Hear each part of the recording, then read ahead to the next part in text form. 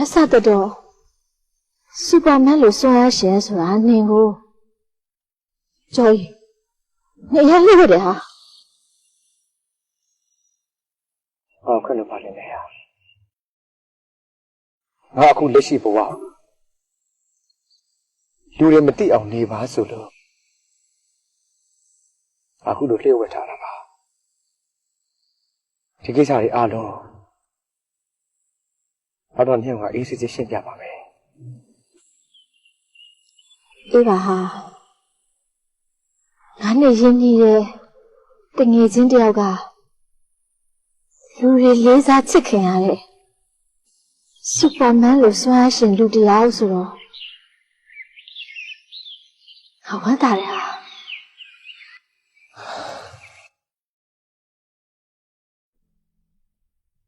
လေလေ